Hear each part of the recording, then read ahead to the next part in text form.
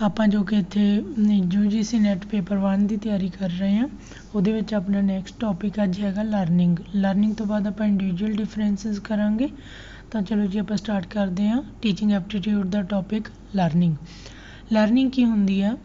ਜਿਵੇਂ ਮਤਲਬ ਕੋਈ ਵੀ ਆਪਾਂ ਆਪਣੇ ਬਿਹੇਵੀਅਰ ਦੇ ਵਿੱਚ ਚੇਂਜ ਕਰਦੇ ਹਾਂ, ਕੋਈ ਮੋਡੀਫਿਕੇਸ਼ਨ ਕਰਦੇ ਹਾਂ, ਕੁਛ ਨਵੀਂ ਚੀਜ਼ ਸਿੱਖਦੇ ਹਾਂ, ਕੋਈ ਸਕਿੱਲ ਸਿੱਖ ਸਕਦੇ ਹਾਂ, ਕੋਈ ਸਬਜੈਕਟ ਮੈਟਰ ਕੁਛ ਮਤਲਬ ਆਪਾਂ ਜੋ ਵੀ ਸਟੱਡੀ ਮਟੀਰੀਅਲ ਪੜ੍ਹਦੇ ਹਾਂ ਜਾਂ ਉਸ ਤੋਂ ਬਿਨਾਂ ਕੋਈ ਕੰਮ ਕੋਈ ਸਕਿੱਲ ਇਸ ਤਰ੍ਹਾਂ ਮਤਲਬ ਜੋ ਵੀ ਆਪਾਂ ਚੀਜ਼ ਸਿੱਖਦੇ ਹਾਂ ਆਪਣੇ ਬਿਹੇਵੀਅਰ ਦੇ ਵਿੱਚ ਕੋਈ ਪਰਮਾਨੈਂਟ ਚੇਂਜ ਲੈ ਕੇ ਆਉਂਦੇ ਹਾਂ ਤਾਂ ਉਹ ਹੁੰਦੀ ਹੈ ਲਰਨਿੰਗ। ਤਾਂ ਲਰਨਿੰਗ ਮੇ ਅਕਰ ਕੌਨਸ਼ੀਅਸਲੀ ਔਰ ਵਿਦਾਊਟ ਕੌਨਸ਼ੀਅਸ ਅਵੇਅਰਨੈਸ। ਕੌਨਸ਼ੀਅਸਲੀ ਮਤਲਬ ਉਹ ਹੁੰਦੀ ਹੈ ਜਿਹੜੀ ਆਪਾਂ ਮਤਲਬ ਇੱਕ ਆਪਣੀ ਇੱਛਾ ਦੇ ਨਾਲ ਕੌਨਸ਼ੀਅਸਨੈਸ ਦੇ ਨਾਲ ਇੱਕ ਪਰਟੀਕੂਲਰ ਆਪਾਂ ਟੌਪਿਕ ਨੂੰ ਜਾਂ ਕਿਸੇ ਸਕਿੱਲ ਨੂੰ ਸਿੱਖਿਆ ਹੁੰਦਾ ਗਾ ਕਿਸੇ ਮਤਲਬ ਕਿ ਟੀਚਰ ਤੋਂ ਜਾਂ ਕਿਸੇ ਤੋਂ ਵੀ। ਬਟ ਜਿਹੜੀ ਅਨਕੌਨਸ਼ੀਅਸ ਜਾਂ ਵਿਦਾਊਟ ਕੌਨਸ਼ੀਅਸ ਅਵੇਅਰਨੈਸ ਹੁੰਦੀ ਹੈ ਉਹ ਜਿਵੇਂ ਆਪਾਂ ਸੁਸਾਇਟੀ ਦੇ ਵਿੱਚ ਰਹਿੰਦੇ ਹੋਏ ਵੈਸੇ ਹੀ ਕਿਸੇ ਤੋਂ ਜਾਂ ਜਿਵੇਂ ਟੀਚਰ ਤੋਂ ਆਪਾਂ ਕੋਈ ਸਬਜੈਕਟ ਮਟੀਰੀਅਲ ਤਾਂ ਪੜ੍ਹ ਰਹੇ ਹਾਂ ਉਸ ਲਰਨਿੰਗ ਦੇ ਨਾਲ ਕਲਾਸਰੂਮ ਦੇ ਵਿੱਚ ਬੱਚਾ ਟੀਚਰ ਦੇ ਬਿਹੇਵੀਅਰ ਤੋਂ ਜਾਂ ਉਹਦੀ ਬਾਡੀ ਲੈਂਗੁਏਜ ਤੋਂ ਉਹਦੀ ਪਰਸਨੈਲਿਟੀ ਤੋਂ ਕੁਛ ਚੀਜ਼ਾਂ ਵੈਸੇ ਹੀ ਅਡੋਪਟ ਕਰ ਲੈਂਦਾ। ਉਹਨੂੰ ਕੌਨਸ਼ੀਅਸਲੀ ਉਹਨਾਂ ਚੀਜ਼ਾਂ ਨੂੰ ਉਹਨੇ ਸਿੱਖਿਆ ਨਹੀਂ ਹੁੰਦਾ, ਨਾ ਹੀ ਟੀਚਰ ਨੇ ਉਹਨਾਂ ਚੀਜ਼ਾਂ ਨੂੰ ਸਿਖਾਉਣ ਦੇ ਲਈ ਬੱਚੇ ਨੂੰ ਕੋਈ ਅਲੱਗ ਤੋਂ ਐਫਰਟਸ ਵੀ ਨਹੀਂ ਕੀਤੇ ਹੁੰਦੇ। ਤਾਂ ਮਤਲਬ ਉਹ ਵਿਦਾਊਟ ਕੌਨਸ਼ੀਅਸ ਅਵੇਅਰਨੈਸ ਆਪਣੇ ਆਪ ਹੀ ਲਰਨਰ ਦੇ ਬਿਹੇਵੀਅਰ ਦੇ ਵਿੱਚ ਚਲੀਆਂ ਜਾਂਦੀਆਂ ਨੇ ਚੀਜ਼ਾਂ। It is a relatively permanent change in behavior and is the result of reinforced practice through the process of stimulus and response। ਜਿਵੇਂ ਮੈਂ ਤੁਹਾਨੂੰ ਪਹਿਲਾਂ ਵੀ ਦੱਸਿਆ ਕਿ ਆਪਣੇ ਬਿਹੇਵੀਅਰ ਦੇ ਵਿੱਚ ਇੱਕ ਪਰਮਾਨੈਂਟ ਚੇਂਜ ਹੁੰਦੀ ਹੈ। ਰਿਜ਼ਲਟ ਕਿਹਦੇ ਰਿਜ਼ਲਟ ਦੇ ਕਰਕੇ ਕਿ ਕਾਹਦੇ ਕਰਕੇ ਹੁੰਦੀ ਉਹ ਰੀਇਨਫੋਰਸਡ ਪ੍ਰੈਕਟਿਸ, ਵਾਰ ਆਪਾਂ ਪ੍ਰੈਕਟਿਸ ਕਰਦੇ ਹਾਂ। ਇੱਕ ਮੀਨਸ ਪਰਮਾਨੈਂਟ ਚੇਂਜ ਤਾਂ ਹੁੰਦੀ ਹੈ ਪਰ ਜਦੋਂ ਆਪਾਂ ਕੁਛ ਟਾਈਮ ਦੇ ਲਈ ਕੁਛ ਵੀ ਕੋਈ ਸਕਿੱਲ ਹੈ ਜਾਂ ਕੁਛ ਵੀ ਚੀਜ਼ ਆਪਾਂ ਸਿੱਖੀ ਉਹਨੂੰ ਨਹੀਂ ਕਰਾਂਗੇ ਤਾਂ ਛੱਡ ਦਾਂਗੇ ਤਾਂ ਉਸ ਤੋਂ ਬਾਅਦ ਉਹ ਥੋੜ੍ਹੀ ਆਪਾਂ ਨੂੰ ਮਤਲਬ ਭੁੱਲ ਸਕਦੀ ਹੈ ਜਾਂ ਨਹੀਂ ਆਊਗੀ। ਉਸ ਤੋਂ ਬਾਅਦ ਜਦੋਂ ਆਪਾਂ ਉਹਨੂੰ ਫਿਰ ਦੁਬਾਰਾ ਤੋਂ ਪ੍ਰੈਕਟਿਸ ਕਰ ਲਾਂਗੇ ਤਾਂ ਉਹ ਆਪਾਂ ਨੂੰ ਆ ਜਾਊਗੀ। Means result of reinforced practice through the process of stimulus and response। process of stimulus and response ਕੀ ਆ ਕਿ ਜਿੱਦਾਂ ਮਤਲਬ ਆਪਾਂ ਕਿਸੇ ਨੂੰ ਕੋਈ ਕੰਡੀਸ਼ਨ ਦਿੰਦੇ ਹਾਂ ਤਾਂ ਉਹਦੇ ਅਕੋਰਡਿੰਗ ਉਹ ਰਿਸਪੌਂਸ ਕਰਦਾ, ਕੰਡੀਸ਼ਨ ਦੇ ਅਕੋਰਡਿੰਗ ਜਾਂ ਕੋਈ ਐਕਸ਼ਨ ਹੁੰਦਾ ਉਹਦੇ ਅਕੋਰਡਿੰਗ ਰਿਸਪੌਂਸ ਕਰਦੀ ਆ। ਕੋਈ ਵੀ ਆਬਜੈਕਟ ਹੈ, ਕੋਈ ਵੀ ਬਾਡੀ ਹੈ, ਕੋਈ ਵੀ ਪਰਸਨ ਹੈ। ਜਿਵੇਂ ਇਹਦੇ ਵਿੱਚ ਵੈਸੇ ਤਾਂ ਸਟਿਮੂਲਸ ਰਿਸਪੌਂਸ ਦਾ ਆਪਾਂ ਨੂੰ ਇਹਦੇ ਵਿੱਚ ਪ੍ਰੋਪਰਲੀ ਥਿਊਰੀ ਨਹੀਂ ਹੈਗੀ ਪਰ ਫਿਰ ਵੀ ਇੱਕ ਐਕਸਪੈਰੀਮੈਂਟ ਹੈਗਾ ਜਿਵੇਂ ਡੌਗ ਦਾ, ਜਿਹਦੇ ਵਿੱਚ ਕਿ ਡੌਗ ਨੂੰ ਜਿਵੇਂ ਫੂਡ ਪ੍ਰੋਵਾਈਡ ਕੀਤਾ ਜਾਂਦਾ ਤਾਂ ਉਹਦੇ ਮੂੰਹ 'ਚੋਂ ਸਲਾਈਵਾ ਆਉਂਦਾ। ਬਟ ਜਦੋਂ ਮੰਨ ਲਓ ਆਪਾਂ ਉਹਦੀ ਕੰਡੀਸ਼ਨਿੰਗ ਕਰ ਦਈਏ ਕਿ ਬਿੱਲ ਦੇ ਨਾਲ ਫੂਡ ਪ੍ਰੋਵਾਈਡ ਕਰੀਏ, ਨਾਲ ਇੱਕ ਬਿੱਲ ਮਾਰੀਏ, ਉਸ ਤੋਂ ਬਾਅਦ ਉਹਨੂੰ ਫੂਡ ਦੇਈਏ ਤਾਂ ਉਹਦੇ ਮੂੰਹ 'ਚ ਸਲਾਈਵਾ ਆਊਗਾ। ਉਸ ਤੋਂ ਬਾਅਦ ਥੋੜ੍ਹੇ ਦਿਨ ਜੇ ਆਪਾਂ ਇਸ ਤਰ੍ਹਾਂ ਕਰਦੇ ਰਹਾਂਗੇ ਤਾਂ ਉਹਦੀ ਕੰਡੀਸ਼ਨਿੰਗ ਹੋ ਜੂਗੀ ਕਿ ਆਪਾਂ ਜਿਵੇਂ ਬਿੱਲ ਮਾਰਾਂਗੇ ਫੂਡ ਭਾਵੇਂ ਹਾਲੇ ਨਹੀਂ ਵੀ ਆਇਆ ਹੋਊਗਾ ਤਾਂ ਸਲਾਈਵਾ ਆ ਜਾਊਗਾ। ਤਾਂ ਇਸ ਤਰ੍ਹਾਂ ਦਾ ਮਤਲਬ ਇਹ ਸਟਿਮੂਲਸ ਰਿਸਪੌਂਸ ਹੁੰਦਾ ਕਿ ਆਪਾਂ ਕੰਡੀਸ਼ਨਿੰਗ ਕਰ ਦਿੰਦੇ ਹਾਂ ਜਾਂ ਉਹਦੇ ਵਿੱਚ ਅਲੱਗ-ਅਲੱਗ ਕੰਡੀਸ਼ਨਿੰਗ ਦੀਆਂ ਵੀ ਅੱਗੇ ਹੈਗੀਆਂ ਨੇ ਟਾਈਪਸ ਬਟ ਉਹਦੇ ਤਾਂ ਡਿਟੇਲ ਦੇ ਵਿੱਚ ਆਪਾਂ ਨੂੰ ਜਾਣ ਦੀ ਨਹੀਂ ਹੈਗੀ ਜ਼ਰੂਰਤ। ਤਾਂ process of stimulus and response ਹੁੰਦਾ। ਨੈਕਸਟ ਹੈਗੇ ਆਪਣੇ ਕੋਲੇ ਪ੍ਰਿੰਸੀਪਲਸ ਕਿ ਲਰਨਿੰਗ ਦੇ ਜਿਹੜੇ ਪ੍ਰਿੰਸੀਪਲਸ ਨੇ ਕੀ ਨੇ।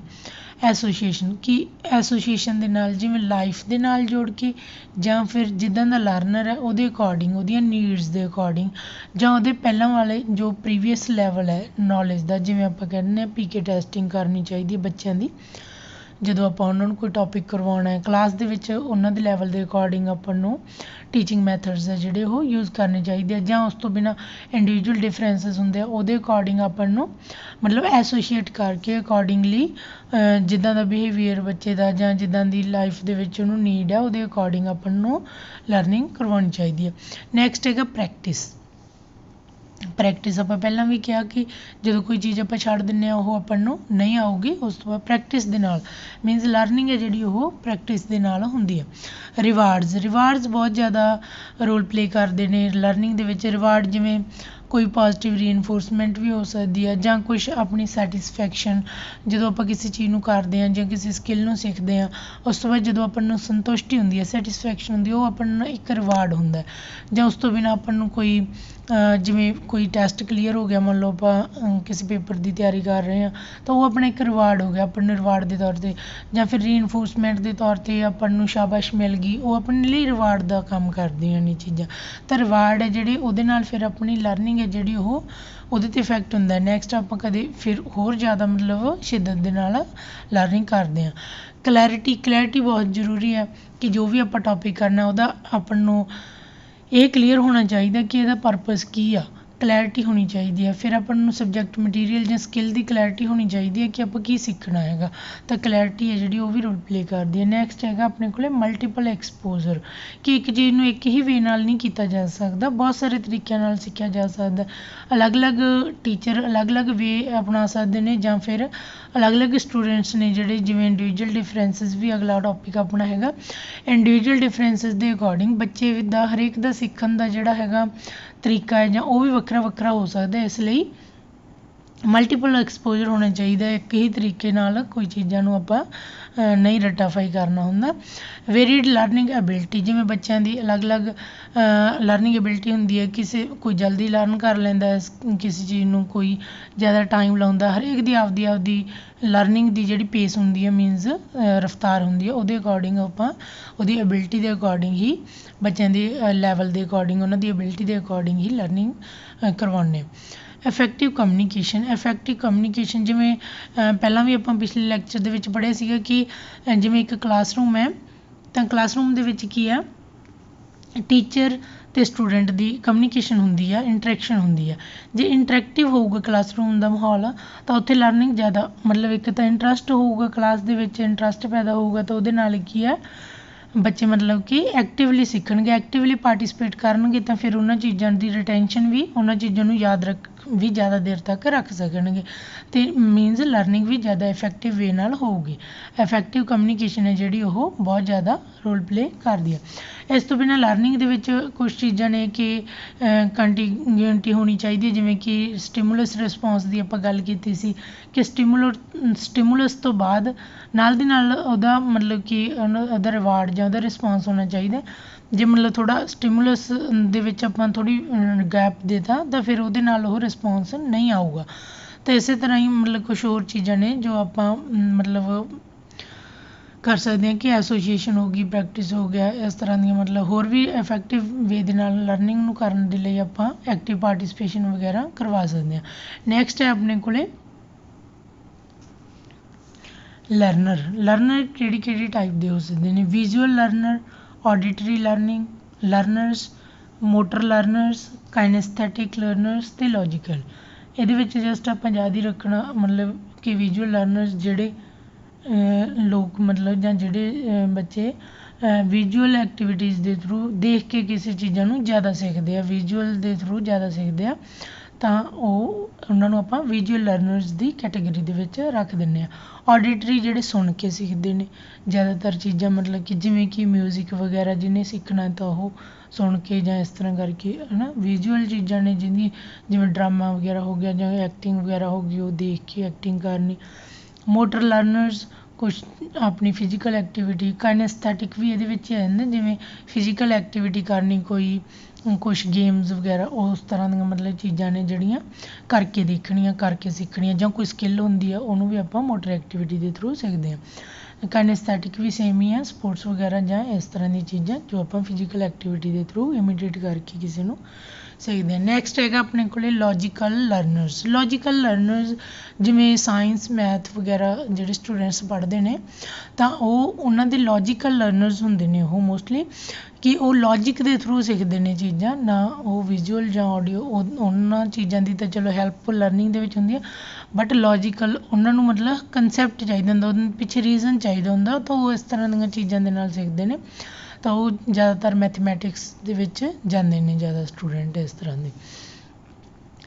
ਲਰਨਰਸ ਦੇ ਵਿੱਚ ਆਪਾਂ ਇੰਨਾ ਹੀ ਬਸ ਇਹਦੀਆਂ ਟਾਈਪਸ ਹੀ ਕਰਨੀਆਂ ਸੀ। ਉਸ ਤੋਂ ਬਾਅਦ ਆਪਣੇ ਕੋਲ ਦੋ ਆਪਾਂ ਲਰਨਰਸ ਨੇ ਜਿਹੜੇ ਮੇਨ ਸਿਲੇਬਸ ਦੇ ਵਿੱਚ ਆਪਣੇ, ਅਡੋਲਸੈਂਟ ਲਰਨਰਸ ਅਤੇ ਅਡਲਟ ਲਰਨਰਸ, ਉਹਨਾਂ ਦੇ ਆਪਾਂ ਕਰੈਕਟਰਿਸਟਿਕਸ ਵਗੈਰਾ ਕਰਨੇ ਨੇ। ਤਾਂ ਅਡੋਲਸੈਂਟ ਲਰਨਰ ਕਿਹੜੇ ਹੁੰਦੇ ਨੇ, ਜਿਨ੍ਹਾਂ ਦੀ ਏਜ ਹੈ ਜਿਹੜੀ ਉਹ ਅਪਰੋਕਸੀਮੇਟ 11 to 18 ਈਅਰਸ।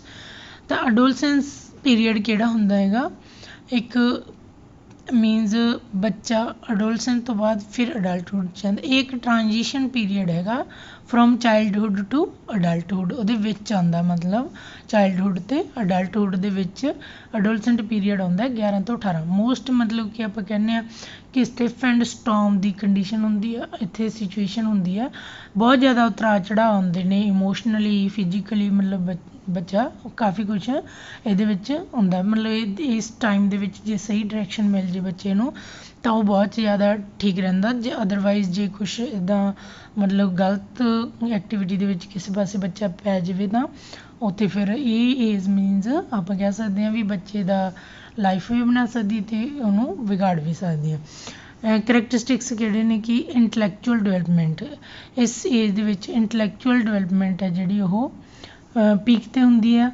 ਮਤਲਬ ਬੱਚੇ ਦਾ ਇੰਟਲੈਕਚੁਅਲ ਇੱਦਾਂ ਦਾ ਹੁੰਦਾ ਕਿ ਉਹਨੂੰ ਕਿਉਰਿਓਸਿਟੀ ਹੁੰਦੀ ਹੈ, ਹਰੇਕ ਚੀਜ਼ ਨੂੰ ਜਾਣਨ ਦੀ ਕਿਉਰਿਓਸਿਟੀ ਕਿ ਕਿੱਦਾਂ ਹੋ ਰਿਹਾ, ਕਿਉਂ ਹੋ ਰਿਹਾ, ਕਿਵੇਂ ਹੋ ਰਿਹਾ, ਉਹਦੀ ਕੁਐਸਚਨ ਕੁਛ ਇਸ ਤਰ੍ਹਾਂ ਦੇ ਹੁੰਦੇ ਨੇ।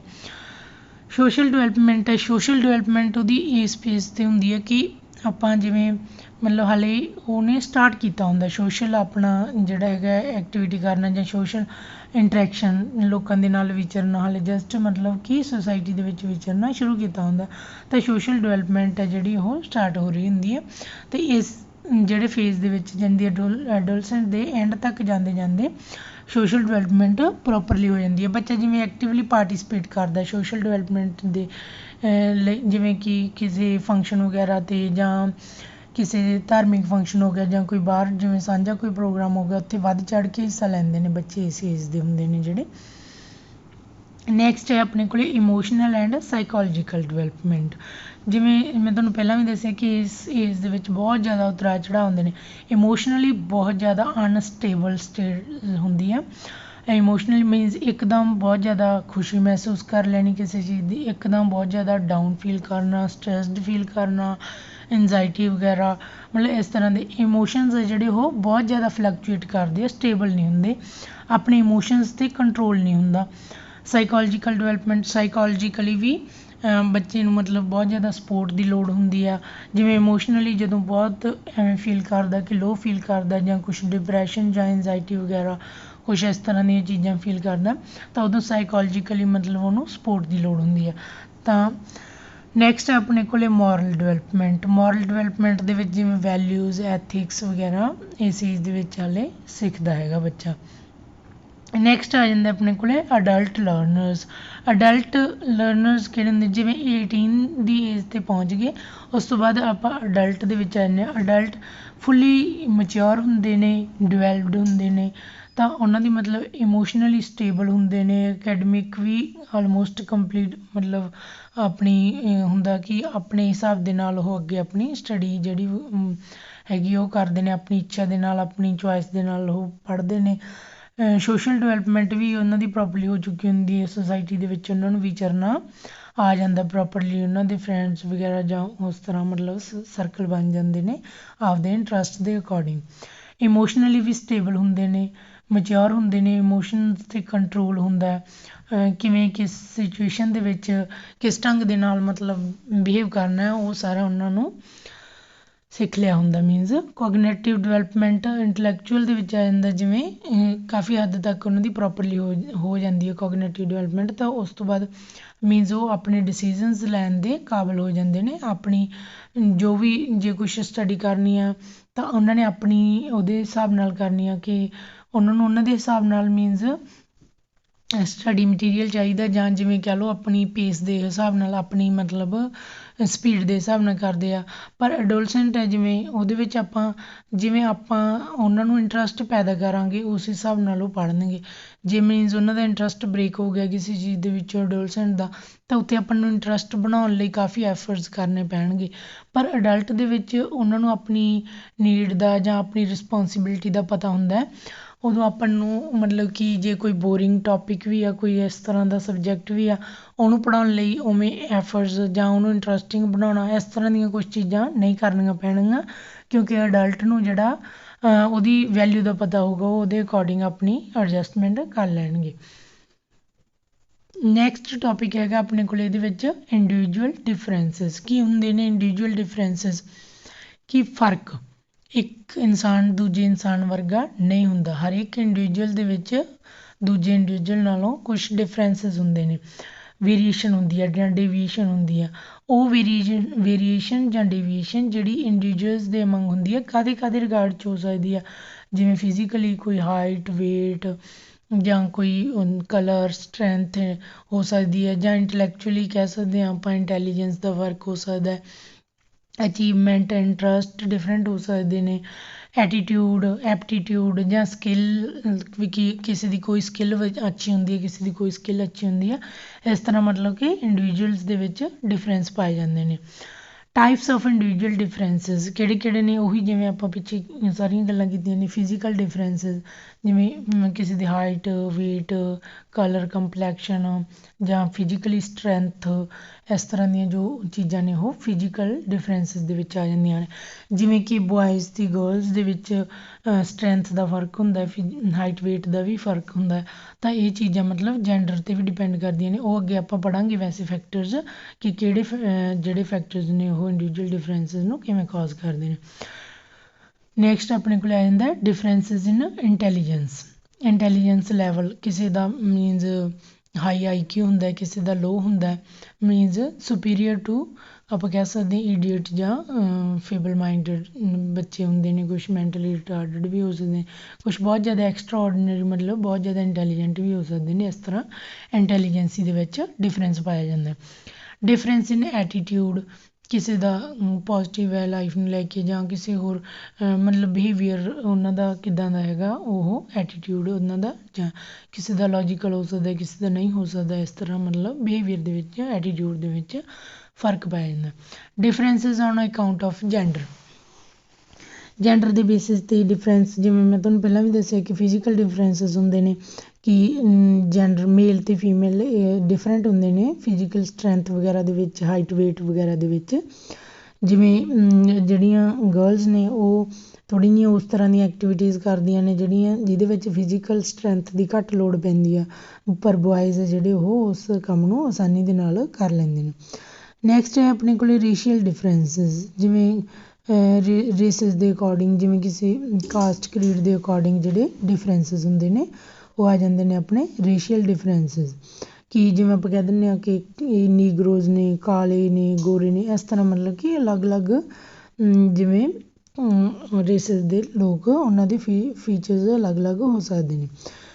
Differences due to economic status ਦੇ ਅਕੋਰਡਿੰਗ ਵੀ ਜਿਹੜੇ ਆਪਣੇ ਸੁਸਾਇਟੀ ਦੇ ਵਿੱਚ ਡਿਫਰੈਂਸਿਸ ਨੇ, ਇੰਡੀਵਿਜੂਅਲ ਡਿਫਰੈਂਸਿਸ ਨੇ, ਉਹ ਉਹਨਾਂ ਦਾ ਕਾਰਨ ਬਣਦੇ ਨੇ। ਡਿਫਰੈਂਸਿਸ ਇਨ ਇੰਟਰਸਟ ਦੇ ਵਿੱਚ ਡਿਫਰੈਂਸ ਹੁੰਦਾ ਹੈ। ਕਿਸੇ ਦਾ ਇੰਟਰਸਟ ਕਿਸੇ ਸਬਜੈਕਟ ਦੇ ਵਿੱਚ ਹੈ, ਕਿਸੇ ਦਾ ਕਿਸੇ ਸਕਿੱਲ ਦੇ ਵਿੱਚ ਹੈ, ਕਿਸੇ ਦਾ ਕਿੱਦਾਂ ਮਤਲਬ ਕਿ ਇੰਟਰਸਟ ਹੈ ਜਿਹੜਾ ਉਹ ਵੱਖੋ ਵੱਖਰਾ ਹੋ ਸਕਦਾ। ਪਰਸਨੈਲਿਟੀ ਡਿਫਰੈਂਸਿਸ, ਕਈ ਲੋਕ ਇੰਟਰੋਵਰਟ ਹੁੰਦੇ ਨੇ, ਕਈ ਐਕਸਟਰੋਵਰਟ ਹੁੰਦੇ ਨੇ, ਮੀਨਜ਼ ਪਰਸਨੈਲਿਟੀ ਕਿਸੇ ਦੀ ਕਿਵੇਂ ਦੀ ਹੁੰਦੀ ਹੈ, ਕਿਸੇ ਦੀ ਕਿਵੇਂ ਦੀ। ਕਈ ਲੋਕ ਬਹੁਤ ਜ਼ਿਆਦਾ ਫਰੈਂਡ ਸਰਕਲ ਮਤਲਬ ਬਣਾਉਣਾ ਪਸੰਦ ਕਰਦੇ ਆ, ਬੋਲਣਾ ਚਾਲਣਾ ਕਾਫੀ ਜ਼ਿਆਦਾ ਮਤਲਬ ਗੱਲਾਂ ਬਾਤਾਂ ਕਰਦੇ ਨੇ, ਟਾਕਟਿਵ ਹੁੰਦੇ ਨੇ। ਪਰ ਕਈ ਲੋਕ ਹੁੰਦੇ ਨੇ ਜਿਹੜੇ ਕਿ ਚੁੱਪ ਰਹਿਣਾ, ਸ਼ਾਂਤ ਰਹਿਣਾ, ਆਪਣੇ ਆਪ 'ਚ ਰਹਿਣਾ, ਤਾਂ ਉਹ ਮਤਲਬ ਇੰਟਰੋਵਰਟ ਅਤੇ ਐਕਸਟਰੋਵਰਟ ਦੇ ਵਿੱਚ ਆਪਣਾ ਕਾਊਂਟ ਹੋ ਜਾਂਦੇ ਨੇ ਕਿ ਉਹਨਾਂ ਦੀ ਪਰਸਨੈਲਿਟੀ ਦੇ ਵਿੱਚ ਇਹ ਡਿਫਰੈਂਸਿਸ ਨੇ। ਹੋਰ ਵੀ ਪਰਸਨੈਲਿਟੀ ਦੇ ਬੇਸਿਸ 'ਤੇ ਡਿਫਰੈਂਸਿਸ ਨੇ, ਪਰ ਮੀਨਜ਼ ਆਪਾਂ ਨੂੰ ਇੰਨਾ ਕੁ ਇਨਫ ਹੈਗਾ ਫਸਟ ਪੇਪਰ ਦੇ ਲਈ। ਨੈਕਸਟ ਹੈਗਾ ਕਿ ਰੀਜ਼ਨਸ ਕੀ ਨੇ ਇੰਡੀਵਿਜੂਅਲ ਡਿਫਰੈਂਸਿਸ ਦੇ। ਹੈਰੀਡਿਟੀ, ਕਿ ਪੀੜ੍ਹੀ ਦਰ ਪੀੜ੍ਹੀ ਤੋਂ ਹੀ ਆਪਾਂ ਨੂੰ ਕੁਛ ਚੀਜ਼ਾਂ ਮਿਲਦੀਆਂ ਨੇ ਜੋ ਜੀਨਸ ਦੇ ਵਿੱਚ ਹੀ ਹੁੰਦੇ ਨੇ ਆਪਣੇ। ਜਿਵੇਂ ਕਿਸੇ ਫੈਮਿਲੀ ਦੇ ਵਿੱਚ ਲੰਬੀ ਹਾਈਟ ਹੁੰਦੀ ਆ, ਜਾਂ ਕਿਸੇ ਫੈਮਿਲੀ ਦੇ ਵਿੱਚ ਮੀਨਜ਼ ਕਲਰ ਕੰਪਲੈਕਸ਼ਨ ਫੇਅਰ ਹੁੰਦਾ ਹੈ, ਕਿਸੇ ਦੇ ਵਿੱਚ ਡਾਰਕ ਹੁੰਦਾ, ਉਹ ਆਪਣੇ ਪੇਰੈਂਟਸ ਤੋਂ ਹੀ ਆਪਣੇ ਵਿੱਚ ਜੀਨਸ ਦੇ ਥਰੂ ਹੀ ਆਉਂਦਾ, ਹੈਰੀਡਿਟੀ ਦੇ ਥਰੂ ਹੀ ਆਉਂਦਾ। ਆਪਣੇ ਜਿਵੇਂ ਵੱਡੇ ਵਡੇਰਿਆਂ ਤੋਂ ਜਿਵੇਂ ਦੇ ਉਹਨਾਂ ਦੇ ਮਤਲਬ ਕਿ ਫੀਚਰਸ ਵਗੈਰਾ ਹੁੰਦੇ ਨੇ, ਉਸ ਤਰ੍ਹਾਂ ਦੇ ਹੀ ਫੀਚਰਸ ਬੱਚਿਆਂ ਦੇ ਹੁੰਦੇ ਨੇ। ਨੈਕਸਟ ਹੈ ਏਜ ਦੇ ਬੇਸਿਸ 'ਤੇ, ਜਿਵੇਂ ਏਜ ਦੇ ਅਕੋਰਡਿੰਗ ਇੰਟਰਸਟ ਵਗੈਰਾ ਡਿਫਰੈਂਟ ਹੋ ਸਕਦੇ ਨੇ। ਕਿ ਜਿਵੇਂ ਆਪਾਂ ਪਿੱਛੇ ਕੀਤਾ ਟੋਪਿਕ ਕਿ ਅਡੋਲਸੈਂਟ ਦੇ ਇੰਟਰਸਟ ਵੱਖਰੇ ਹੋਣਗੇ, ਉਹਨਾਂ ਦਾ ਜਿਹੜਾ ਬਿਹੇਵੀਅਰ ਉਹ ਵੱਖਰਾ ਹੋਊਗਾ। ਉਸ ਤੋਂ ਬਿਨਾਂ ਅਡਲਟ ਨੇ ਉਹਨਾਂ ਦੇ ਵੱਖਰੇ ਹੋਊਗਾ, ਜਾਂ ਚਾਈਲਡਹੁੱਡ ਦੇ ਵਿੱਚ ਬੱਚਿਆਂ ਦੇ ਇੰਟਰਸਟ ਵੱਖਰੇ ਹੋਣਗੇ। ਏਜ ਦੇ ਅਕੋਰਡਿੰਗ ਵੀ ਇੰਡੀਵਿਜੂਅਲ ਡਿਫਰੈਂਸਿਸ ਪਾਏ ਜਾਂਦੇ।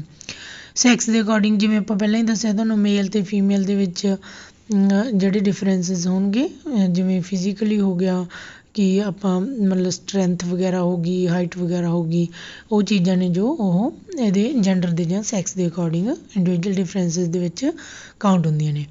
ਨੈਕਸਟ ਇਨਵਾਇਰਮੈਂਟ ਜਿਵੇਂ ਦਾ ਹੋਊਗਾ ਉਵੇਂ ਦਾ ਮਤਲਬ ਆਪਣਾ ਰਹਿਣ ਸਹਿਣ ਹੋਊਗਾ, ਉਵੇਂ ਦੀਆਂ ਆਪਣੀਆਂ ਹੈਬਿਟਸ ਹੋਣਗੀਆਂ, ਉਵੇਂ ਦਾ ਆਪਣਾ ਪਹਿਰਾਵਾ ਹੋਊਗਾ, ਉਵੇਂ ਦਾ ਆਪਣੀ ਮੀਨਜ਼ ਫਿਜ਼ੀਕ ਵੀ ਹੋਊਗੀ। ਫਿਜ਼ੀਕ ਵੀ ਕਿਵੇਂ, ਜਿਵੇਂ ਆਪਾਂ ਮੀਨਜ਼ ਆਪਾਂ ਗੱਲ ਕਰੀਏ ਜਿਵੇਂ ਜੰਮੂ ਕਸ਼ਮੀਰ ਦੇ ਲੋਕ ਨੇ ਉਹ ਠੰਡੇ ਏਰੀਏ 'ਚ ਰਹਿੰਦੇ ਨੇ, ਉਵੇਂ ਉਹਨਾਂ ਦਾ ਥੋੜ੍ਹਾ ਆਪਾਂ ਲੁੱਕ ਤੋਂ ਹੀ ਦੇਖ ਲੈਂਦੇ ਹਾਂ ਕਿ ਇਹ ਕਸ਼ਮੀਰੀ ਹੋਣਗੇ। ਜਾਂ ਪਹਾੜੀ ਏਰੀਏ ਦੇ ਵਿੱਚ ਲੋਕ ਨੇ ਉਹਨਾਂ ਦੀ ਹਾਈਟ ਵਗੈਰਾ ਤੋਂ ਜਾਂ ਉਹਨਾਂ ਦੇ ਫੀਚਰਸ ਤੋਂ, ਜਿਵੇਂ ਚਾਈਨਾ ਵਾਲੇ ਹੋ ਗਏ ਉਹਨਾਂ ਨੂੰ ਆਪਾਂ ਅੱਖਾਂ ਤੋਂ ਪਹਿਚਾਣ ਲੈਂਦੇ ਹਾਂ ਕਿ ਚੀਨੀ ਨੇ। ਤਾਂ ਮਤਲਬ ਇੱਦਾਂ ਦੀਆਂ ਚੀਜ਼ਾਂ ਨੇ ਕਿ ਜਿੱਦਾਂ ਦੇ ਮਤਲਬ ਇਨਵਾਇਰਮੈਂਟ 'ਚ ਰਹਿੰਦੇ ਹਾਂ ਆਪਾਂ, ਠੰਡੇ 'ਚ ਗਰਮ 'ਚ, ਜਿਹੜੇ ਗਰਮ 'ਚ ਰਹਿੰਦੇ ਨੇ ਉਹਨਾਂ ਦੇ ਰੰਗ ਕਾਲੇ ਹੋ ਜਾਂਦੇ ਨੇ, ਮਤਲਬ ਉਹ ਉਸ ਅਕੋਰਡਿੰਗ ਹੀ ਹੁੰਦੇ ਨੇ। ਤਾਂ ਉਹ ਇਨਵਾਇਰਮੈਂਟ ਦਾ ਜਿਹੜਾ ਬਹੁਤ ਜ਼ਿਆਦਾ ਅਸਰ ਪੈਂਦਾ ਹੈਗਾ ਇੰਡੀਵਿਜੂਅਲ ਡਿਫਰੈਂਸਿਸ 'ਤੇ। ਐਜੂਕੇਸ਼ਨ ਮੀਨਜ਼ ਕਿਤੇ ਨਾ ਕਿਤੇ ਜਾ ਕੇ ਡਿਫਰੈਂਸ ਕ੍ਰੀਏਟ ਕਰਦੀ ਹੈ ਇੰਡੀਵਿਜੂਅਲਸ ਦੇ ਵਿੱਚ, ਕਿ ਜਿਵੇਂ ਐਜੂਕੇਟਡ ਜ਼ਿਆਦਾ ਐਜੂਕੇਟਡ ਨੇ, ਘੱਟ ਐਜੂਕੇਟਡ ਨੇ, ਉਹਨਾਂ ਦਾ ਫਿਰ ਉਸ ਤਰ੍ਹਾਂ ਦੇ ਇੰਟਰਸਟ ਹੋ ਜਾਂਦੇ ਨੇ। ਤਾਂ ਉਸ ਤਰ੍ਹਾਂ ਦੇ ਉਹਨਾਂ ਦਾ ਮਤਲਬ ਕਿ ਰਹਿਣ ਸਹਿਣ, ਖਾਣ ਪੀਣ, ਸਾਰੇ ਬਿਹੇਵੀਅਰ ਦੇ ਵਿੱਚ, ਐਟੀਟਿਊਡ ਦੇ ਵਿੱਚ ਉਹਨਾਂ ਦਾ ਫਰਕ ਦਿਖਦਾ ਹੈਗਾ। ਨੈਕਸਟ ਹੈਗਾ ਕਿ education implications of individual differences. ਜੇ ਇੰਡੀਵਿਜੂਅਲ ਡਿਫਰੈਂਸਿਸ ਆਪਾਂ ਨੂੰ ਪਤਾ ਹੋਊਗਾ ਕਿ ਬੱਚਿਆਂ ਦੇ ਵਿੱਚ ਕੀ ਫਰਕ ਹੈ, ਕੀ ਵੱਖਰੇ ਨੇ। ਕਲਾਸ ਦੇ ਵਿੱਚ ਮੰਨ ਲਓ ਕੁਛ ਬੱਚੇ ਜ਼ਿਆਦਾ ਇੰਟੈਲੀਜੈਂਟ ਨੇ, ਕੁਛ ਠੀਕ ਨੇ, ਐਵਰੇਜ ਨੇ, ਕੁਛ ਬਹੁਤ ਜ਼ਿਆਦਾ ਮਤਲਬ ਕਿ ਬਿਲੋ ਐਵਰੇਜ ਨੇ, ਤਾਂ ਫਿਰ ਉਹਨਾਂ ਨਾਲ ਕਿਵੇਂ ਡੀਲ ਕਰਨਾ, ਇਹ ਚੀਜ਼ਾਂ ਮੀਨਜ਼ ਐਜੂਕੇਸ਼ਨਲ ਇੰਪਲੀਕੇਸ਼ਨਸ ਕੀ ਨੇ। ਕਿ ਜੇ ਇਹ ਚੀਜ਼ਾਂ ਆਪਾਂ ਨੂੰ ਪਤਾ ਹੋਣਗੀਆਂ ਤਾਂ ਉਹਦਾ ਫਾਇਦਾ ਕੀ ਹੋਊਗਾ ਆਪਾਂ ਨੂੰ ਐਜੂਕੇਸ਼ਨ ਦੇ ਵਿੱਚ, ਆਪਾਂ ਉਹਨੂੰ ਇੰਪਲੀਕੇਸ਼ਨ ਕੀ ਕਰ ਸਕਦੇ ਉਹਦੀਆਂ। ਅਤੇ ਏਮਸ ਆਫ ਐਜੂਕੇਸ਼ਨ, ਜਿਵੇਂ according to needs of children, education ਦਾ ਏਮ ਕੀ ਹੋਣਾ ਚਾਹੀਦਾ ਕਿ ਬੱਚੇ ਦੀ ਆਲਰਾਊਂਡ ਡਿਵੈਲਪਮੈਂਟ ਹੋਣੀ ਹੈ। ਤਾਂ ਉਹ ਅਕੋਰਡਿੰਗ ਟੂ ਨੀਡ ਹੋਣੀ ਚਾਹੀਦੀ ਹੈ ਕਿ ਇੰਡੀਵਿਜੂਅਲ ਡਿਫਰੈਂਸਿਸ ਨੂੰ ਧਿਆਨ ਵਿੱਚ ਰੱਖਦੇ ਹੋਏ ਐਜੂਕੇਸ਼ਨ ਦੇ ਜਿਹੜੇ ਏਮਸ ਆ ਉਹ ਬਣਾਉਣੇ ਚਾਹੀਦੇ ਨੇ। ਅਤੇ ਨੈਕਸਟ ਆ ਜਾਂਦਾ ਕਰੀਕੂਲਮ ਵੀ ਉਸੇ ਤਰ੍ਹਾਂ ਹੀ ਕਿ ਇੰਡੀਵਿਜੂਅਲ ਡਿਫਰੈਂਸਿਸ, ਜਿਵੇਂ ਕਿ ਕੁਛ ਬੱਚੇ ਕੁਛ ਰਿਸਟ੍ਰਿਕਸ਼ਨ ਨਹੀਂ ਹੋਣੀ ਚਾਹੀਦੀ ਕਿ ਮਤਲਬ ਸਿਲੇਬਸ ਹੈਗਾ ਗਾ ਅਤੇ ਇਹਨੂੰ ਸਾਰਾ ਕਵਰ ਹੀ ਕਰਨਾ ਹੈ, ਜਾਂ ਇਸ ਤਰ੍ਹਾਂ ਮਤਲਬ ਕਿ ਸਾਰੇ ਬੱਚਿਆਂ ਨੇ ਇੰਨੇ ਇਹਦੇ 'ਚੋਂ ਸਕੋਰ ਕਰਨਾ ਜਾਂ ਕੁਛ ਵੀ ਇਸ ਤਰ੍ਹਾਂ ਨਹੀਂ ਹੋਣਾ ਚਾਹੀਦਾ। ਕਿ ਆਪਣੀ ਪੇਸ ਦੇ ਅਕੋਰਡਿੰਗ, ਕਿ ਜਿਵੇਂ ਹਰੇਕ ਦਾ ਜਿਵੇਂ ਇੰਟਰਸਟ ਹੈ ਉਹ ਆਪਦੇ ਤਰੀਕੇ ਦੇ ਨਾਲ ਹੌਲੀ ਆਪਣਾ ਕਰੀਕੂਲਮ ਜੋ ਵੀ ਸਿਲੇਬਸ ਹੈ ਉਹਨੂੰ ਖਤਮ ਕਰ ਲਵੇ, ਜਾਂ ਮਤਲਬ ਅਕੋਰਡਿੰਗ ਟੂ ਇੰਟਰਸਟ, ਬੱਚਿਆਂ ਦੇ ਇੰਟਰਸਟ ਦੇ ਅਕੋਰਡਿੰਗ ਕਰੀਕੂਲਮ ਬਣਨਾ ਚਾਹੀਦਾ ਕਿ ਜਿਹਨੂੰ ਜਿਹੜੇ ਸਬਜੈਕਟ ਦੇ ਵਿੱਚ ਇੰਟਰਸਟ ਹੈ ਉਹ ਸਬਜੈਕਟ ਨੂੰ ਅਡੋਪਟ ਕਰ ਸਕਦਾ ਹੋਵੇ। ਇਸ ਤਰ੍ਹਾਂ ਦੀਆਂ ਚੀਜ਼ਾਂ ਹੋਣੀਆਂ ਚਾਹੀਦੀਆਂ। ਤਾਂ ਜਾਂ ਆਪਾਂ ਕਰੀਕੂਲਮ ਉਸ ਤਰ੍ਹਾਂ ਨਾਲ ਬਣਾ ਸਕਦੇ ਹਾਂ ਇੰਡੀਵਿਜੂਅਲ ਡਿਫਰੈਂਸਿਸ ਨੂੰ ਧਿਆਨ ਵਿੱਚ ਰੱਖਦੇ ਹੋਏ। ਮੈਥਡਸ ਆਫ ਟੀਚਿੰਗ, ਜਿਵੇਂ ਮੈਂ ਤੁਹਾਨੂੰ ਦੱਸਿਆ ਕਿ ਕਲਾਸ ਦੇ ਵਿੱਚ ਮੰਨ ਲਓ 5 ਸਟੂਡੈਂਟਸ ਨੇ ਜਿਹੜੇ ਉਹ ਇੰਟੈਲੀਜੈਂਟ ਨੇ, 5 ਐਵਰੇਜ ਨੇ, 5 ਮਤਲਬ ਕਿ ਅਲੱਗ ਇੰਟੈਲੀਜੈਂਸ ਲੈਵਲ ਹੈ ਉਹਨਾਂ ਦਾ, IQ ਲੈਵਲ ਹੈ, ਜਾਂ ਉਹਨਾਂ ਦੇ ਇੰਟਰਸਟ ਵੱਖਰੇ ਨੇ। ਤਾਂ ਇਸ ਤਰ੍ਹਾਂ ਦੇ ਬੱਚੇ ਲਈ ਆਪਾਂ ਅਲੱਗ ਟੀਚਿੰਗ ਮੈਥਡਸ ਯੂਜ਼ ਕਰ ਸਕਦੇ ਹਾਂ, ਗਰੁੱਪ ਦੇ ਵਿੱਚ ਉਹਨਾਂ ਨੂੰ ਟੀਚ ਕਰ ਸਕਦੇ ਹਾਂ। ਤਾਂ ਇਸ ਤਰ੍ਹਾਂ ਦੀ ਮਤਲਬ ਟੀਚਿੰਗ ਮੈਥਡਸ ਦੇ ਵਿੱਚ ਜਿਵੇਂ ਆਪਾਂ ਕੁਛ ਆਡੀਓ ਵਿਜ਼ੂਅਲ ਏਡਸ ਯੂਜ਼ ਕਰਕੇ ਇੰਡੀਵਿਜੂਅਲ ਡਿਫਰੈਂਸਿਸ ਦੇ ਲਈ ਆਪਾਂ ਉਸ ਨੂੰ ਬੈਨੀਫੀਸ਼ੀਅਲ ਬਣਾ ਸਕਦੇ ਹਾਂ। ਕੋ ਕਰੀਕੂਲਰ ਐਕਟੀਵਿਟੀਜ਼, ਇੰਟਰਸਟ ਦੇ ਅਕੋਰਡਿੰਗ ਉਹੀ ਚੀਜ਼ ਫਿਰ ਆ ਜਾਏਗੀ ਕਿ ਇੰਟਰਸਟ ਦੇ ਅਕੋਰਡਿੰਗ ਕੋ ਕਰੀਕੂਲਰ ਐਕਟੀਵਿਟੀਜ਼ ਹੋਣੀਆਂ ਚਾਹੀਦੀਆਂ ਜਾਂ ਹੋ ਸਕਦੀਆਂ ਨੇ, ਕਿ ਆਪਾਂ ਬੱਚਿਆਂ ਨੂੰ ਉਵੇਂ ਇੰਡੀਵਿਜੂਅਲ ਡਿਫਰੈਂਸਿਸ ਦੇ ਅਕੋਰਡਿੰਗ ਜਿਹਦੇ ਵਿੱਚ ਇੰਟਰਸਟ ਹੈ ਉਸ ਤਰ੍ਹਾਂ ਦੀ ਕੋ ਕਰੀਕੂਲਰ ਐਕਟੀਵਿਟੀ ਹੈ ਜਿਹੜੀ ਉਹ ਦੇ ਸਕਦੇ ਹਾਂ। ਗਾਈਡੈਂਸ, ਜੇ ਆਪਾਂ ਗਾਈਡੈਂਸ ਦੇਣੀ ਆ ਆਪਾਂ ਨੂੰ ਬੱਚਿਆਂ ਦਾ ਪਤਾ ਹੋਣਾ ਚਾਹੀਦਾ, ਉਹਨਾਂ ਦੇ ਲੈਵਲ ਦਾ, ਉਹਨਾਂ ਦਾ ਕੀ ਇੰਟੈਲੀਜੈਂਸ ਲੈਵਲ ਹੈ, ਕੀ IQ ਆ ਉਹਨਾਂ ਦਾ, ਕੀ ਇੰਟਰਸਟ ਹੈ ਉਹਨਾਂ ਦਾ, ਕਿਹੜੀ ਉਹਨਾਂ ਦੇ ਵਿੱਚ ਸਕਿੱਲ ਹੈਗੀ ਹੈ ਜਿਹਦੇ ਪਾਸੇ ਉਹ ਜਾ ਸਕਦੇ ਨੇ। ਮਤਲਬ ਜੇ ਵੋਕੇਸ਼ਨਲ ਉਹਨਾਂ ਦਾ ਕੋਈ ਸਕਿੱਲ ਹੈਗੀ ਹੈ ਜਿਹੜੀ ਉਹ ਜ਼ਿਆਦਾ ਵਧੀਆ ਹੈ ਤਾਂ ਉਹਨੂੰ ਆਪਾਂ ਵੋਕੇਸ਼ਨਲ ਲਈ ਗਾਈਡੈਂਸ ਦੇ ਸਕਦੇ ਹਾਂ। ਜੇ ਕੋਈ ਕਿਸੇ ਦਾ ਮਤਲਬ ਹੈਗਾ ਕਿ ਅਕੈਡਮਿਕ ਵਧੀਆ, ਉਹਨੂੰ ਉਸ ਤਰ੍ਹਾਂ ਦੀ, ਜੇ ਕਿਸੇ ਦਾ ਸਪੋਰਟਸ ਜ਼ਿਆਦਾ ਅੱਛਾ ਆਪਾਂ ਉਸ ਤਰ੍ਹਾਂ ਉਹਨੂੰ ਸਪੋਰਟਸ ਦੇ ਲਈ ਗਾਈਡੈਂਸ ਦੇ ਸਕਦੇ ਹਾਂ ਕਿ ਉਹ ਤੁਸੀਂ ਜਿਵੇਂ ਫਿਜ਼ੀਕਲ ਸਟਰੈਂਥ ਵਗੈਰਾ ਕਿਸੇ ਦੀ ਵਧੀਆ ਹੈਗੀ ਤਾਂ ਉਹਨੂੰ ਆਪਾਂ ਫਿਜ਼ੀਕਲ ਐਜੂਕੇਸ਼ਨ ਦੇ ਲਈ ਕਿਵੇਂ ਮਤਲਬ ਇਸ ਤਰ੍ਹਾਂ ਆਪਾਂ ਉਹਨਾਂ ਨੂੰ ਗਾਈਡੈਂਸ ਦੇ ਸਕਦੇ ਹਾਂ ਬੱਚਿਆਂ ਨੂੰ ਉਹਨਾਂ ਦੇ ਇੰਡੀਵਿਜੂਅਲ ਡਿਫਰੈਂਸਿਸ ਦੇ ਅਕੋਰਡਿੰਗ। ਹੋਮ ਟਾਸਕ, ਘਰੋਂ ਕੰਮ ਕਰਨ ਲਈ ਆਪਾਂ ਅਸਾਈਨਮੈਂਟਸ ਵਗੈਰਾ ਜੋ ਦਿੰਦੇ ਹਾਂ ਉਹ ਵੀ ਬੱਚਿਆਂ ਦੇ ਇੰਟਰਸਟ ਦੇ ਅਕੋਰਡਿੰਗ ਉਹਨਾਂ ਦੇ ਇੰਡੀਵਿਜੂਅਲ ਡਿਫਰੈਂਸਿਸ ਨੂੰ ਧਿਆਨ ਵਿੱਚ ਰੱਖਦੇ ਹੋਏ ਦੇਣੀਆਂ ਚਾਹੀਦੀਆਂ ਜਾਂ ਦਿੱਤੀਆਂ ਜਾ ਸਕਦੀਆਂ ਜੇ ਆਪਾਂ ਨੂੰ ਇੰਡੀਵਿਜੂਅਲ ਡਿਫਰੈਂਸਿਸ ਦਾ ਪਤਾ ਹੋਊਗਾ। ਪੇਸ ਆਫ ਲਰਨਿੰਗ ਦੀ ਸਪੀਡ ਕਿ ਕਿਸ ਪੇਸ ਨਾਲ ਆਪਾਂ ਲਰਨ ਕਰਨਾ ਕਿ ਬੱਚੇ ਕੁਛ ਸਲੋ ਲਰਨਰਸ ਹੁੰਦੇ ਨੇ, ਕੁਛ ਗਿਫਟਡ ਹੁੰਦੇ ਨੇ ਜਲਦੀ ਲਰਨ ਕਰ ਲੈਂਦੇ ਨੇ। ਜਿਹੜੇ ਸਲੋ ਲਰਨਰਸ ਨੇ ਉਹਨਾਂ ਨੂੰ ਉਹਨਾਂ ਦੇ ਅਕੋਰਡਿੰਗ ਉਹਨਾਂ ਦੀ ਸਪੀਡ ਦੇ ਅਕੋਰਡਿੰਗ ਲਰਨ ਕਰਵਾਇਆ ਜਾਵੇ ਜਾਂ ਮਟੀਰੀਅਲ ਉਸ ਹਿਸਾਬ ਨਾਲ ਪੜ੍ਹਾਇਆ ਜਾਵੇ।